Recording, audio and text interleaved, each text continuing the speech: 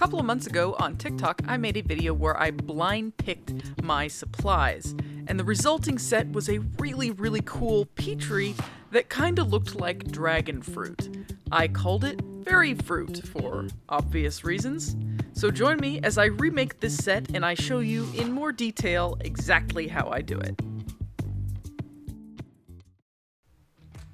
Hello and welcome back to the Dragon Knight Dice YouTube channel. To get started on this set, you are going to want to go ahead and mix up part A and B of whatever resin you are going to be using. I use KS Resin's Liquid Art as my personal favorite, and because we are doing a Petri, the kind of resin you're using is actually going to matter a bit. I'm working on a big Petri video for y'all, so come back soon. I'm going to be testing a ton of these, but the resin itself is going to matter. I prefer a slightly more viscous resin and not a thin one because the Petri effect is just going to slop right through it if it's super thin. So something like KS resin is my personal favorite. But regardless of what resin you are using, just make sure it is thoroughly mixed and it is all a uniform texture consistency. There's no little lines in there that you can see. Next up, we are going to pour in our glitter, and in this case it is a black glitter that is an ultrafine kind of glitter. I don't think when I made the original video on TikTok I had ever used this glitter before, so I was really curious to see what it was going to look like. Either way, you're going to want to go ahead and mix it up really good because this is going to be the base for your Petri. You're going to want to fill up your mold about 2/3 of the way, maybe 1/2 to 2/3. I usually do about 2/3 of the way up. And while we're pouring, let's go ahead and talk about what a Petri is. The Petri method, when we're talking about resin, is a method of dripping alcohol inks into resin to have it make a sort of drippy texture on the inside, and from the bottom it kind of looks like a Petri dish, hence the name. The first step to the Petri is to drip in a colored alcohol ink. In this case, I'm using Peach Red from Let's Resin. And since I am using two colors, I'm just going to drip it kind of into the corner of the mold.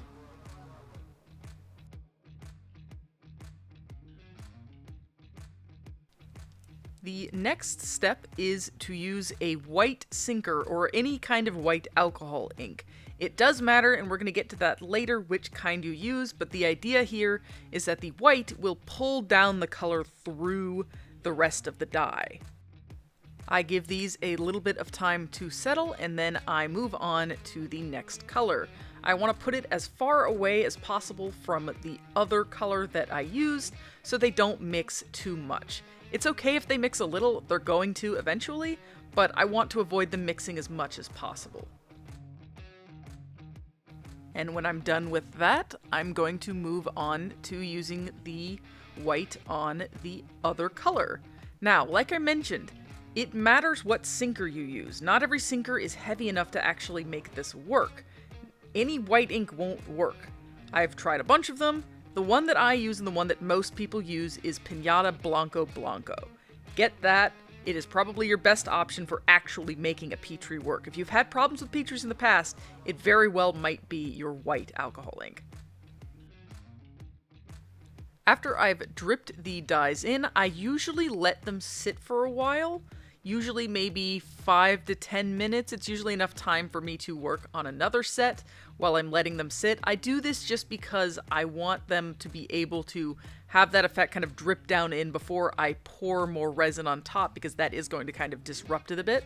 Right now you can see me making a Hades inspired set from Lore of Olympus. Let me know if you want to see a video on that.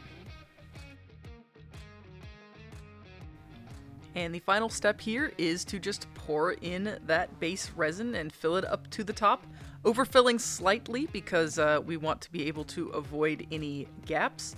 You're going to want to pour fairly gently, but you don't need to be that careful about it. You're just trying not to mess up what's underneath of the pour too much. The ink is going to rise to the surface, and that is okay. That is just part of how it looks.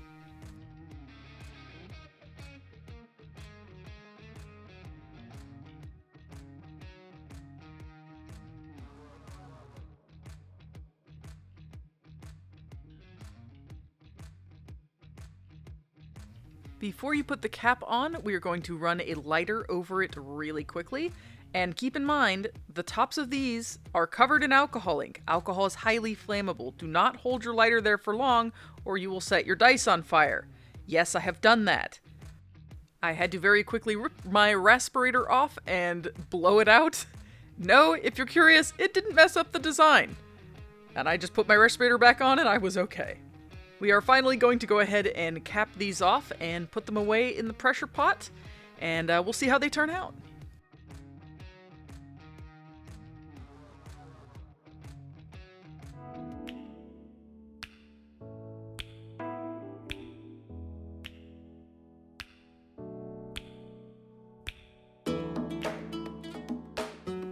Let's go ahead and uncap these bad boys and see how they look.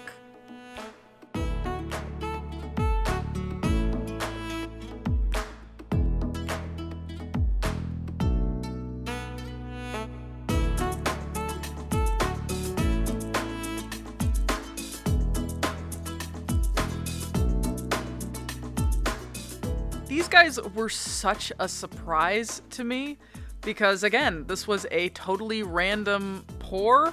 I didn't choose these specific inks or the glitter that I used. So I was really pleasantly surprised when I pulled these open and they looked so freaking good.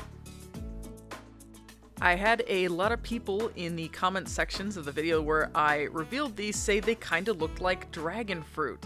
You know, with the black glitter dots kind of looking like seeds. And so I decided to call this set Fairy Fruit, because it kind of has like an otherworldly sort of look to it, but it also kind of looks like dragon fruit. So I called it Fairy Fruit. And I really, really like this set. I've made it a couple times since then, and it always ends up looking just so good.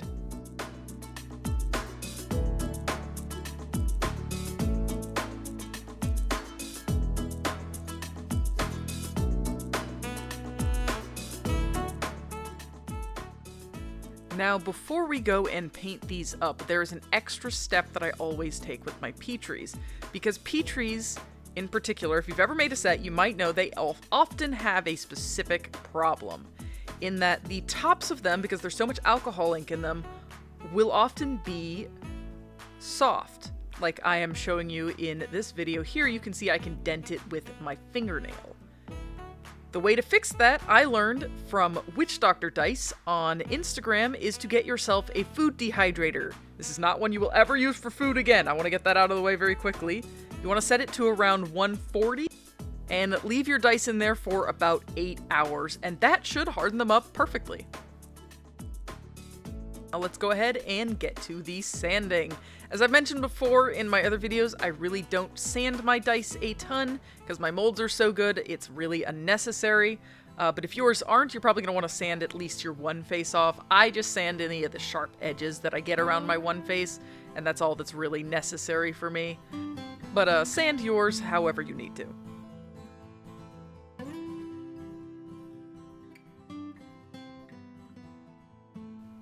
Next up, it is time for painting. This particular set has a custom mix of colors, so you're going to see me kind of trying to figure out exactly where that is to get it to the right color that I have listed on my website, because that's how I did it the first time, and that's how I have to do it forever now.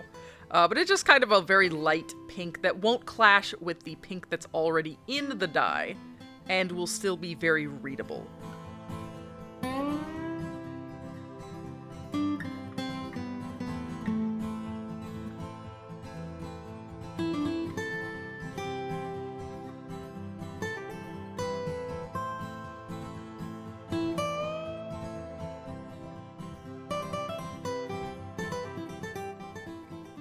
As usual, my painting process is a very quick and dirty method. I just load a crappy old brush up with a bunch of paint, flood the numbers, and then wipe off the excess with my finger.